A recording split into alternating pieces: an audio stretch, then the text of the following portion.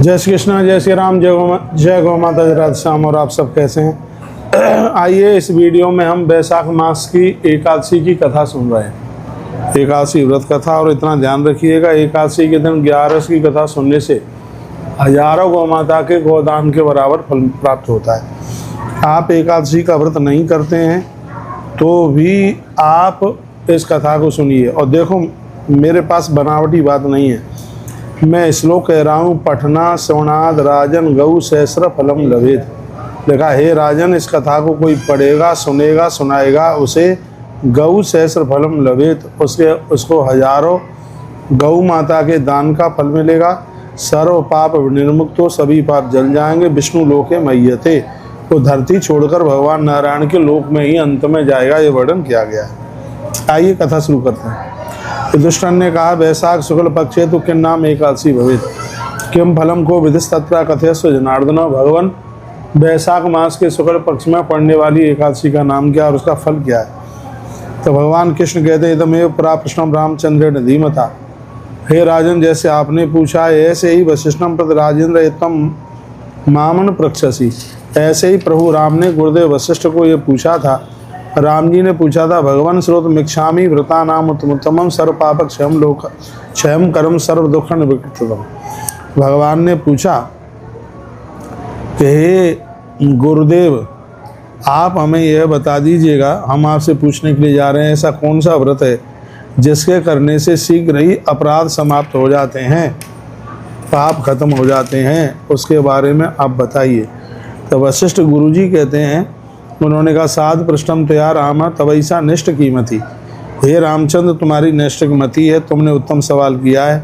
मानव तुम्हारे नाम का स्मरण करने मात्र से पवित्र हो जाता है, और तुमने जगत कल्याण के लिए बात पूछी है। तो हे राम, वैशाख की जो एकादशी है, ये इसका नाम मोहिनी नाम की एकादशी है। लिखा है, कहा गया है तो मोहिनी नाम सा प्रोक्ता सर्व पाप हरा परा। यह संपूर्ण पापों को जला करके राख कर देती है। यह इसकी इतनी बड़ी महिमा, यह संपूर्ण पापों को समाप्त कर देने वाली है। हे राम, मैं सत्य कहता हूँ, तुम्हारे जैसे महान व्यक्ति का कर्तव्य यह पातक क्षय कारक आपका नाम कोई ले ले तो आपका नाम लेते ही उसके पाप जल जाते हैं। लेकिन लोक कल्याण के लिए तुमने यह बात पूछी है, तो मैं कहूँगा मोहिनी एकादशी एक बहुत बड़ी एकादशी है। इसकी कथा राम सुनो। इसे सुनने मात्र से महापातक नष्ट होते हैं। हजारों गौ माता के गोदान का फल प्राप्त होता है। सरस्वती के रम्य तट पर भद्रावतीपुर में धुतमान नाम का एक राजा रहता था। राजा चंद्र वंशोत्पन्न था। वह सत्य की प्रतिज्ञा करने वाला था। उनका नगर धन धान्य से पूरा भरा हुआ था। वहाँ धनपाल नाम का पुण्यात्मा वैश्य रहता था। वैश्य ने जगह जगह कुआं, मठ, तड़ाग, सरोवर, पोखरियाँ ये सब बना करके तैयार किए थे उसने।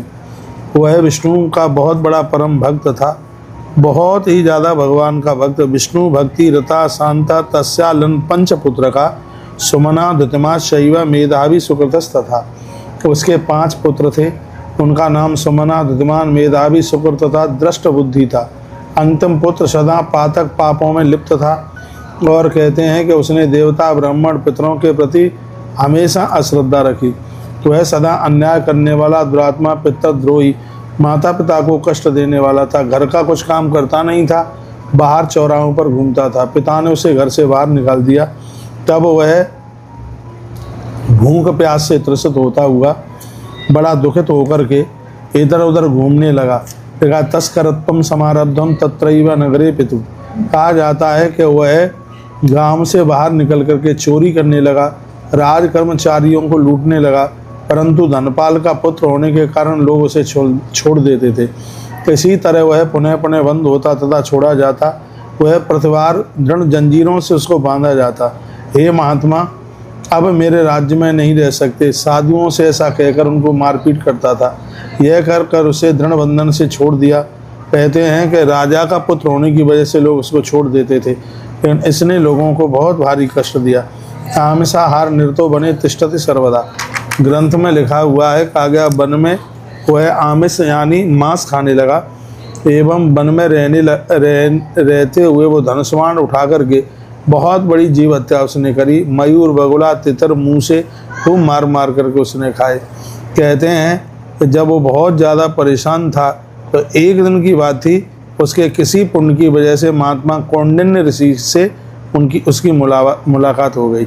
ऋषि आश्रम पर पहुंचा, ऋषि उसको ले करके गए और कहने लगा वह रो रो करके, हे गुरुजी यह बताइए कि ऐसा मैं कौन सा पुण्य करूं, पुण्य प्रभावेण मुक्तिर्भवति तद्वदा, जिस पुण्य के द्वारा मेरी मुक्ति हो जाए।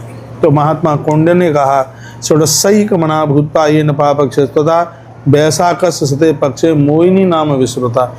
हे बालक, यदि तू अपना कल्याण चाहता है, कौंडिन्य ऋषि कहने लगे, तो तू वैशाख शुक्ल पक्ष की एकादशी को व्रत करना, जिस एकादशी का नाम मोहिनी एकादशी है।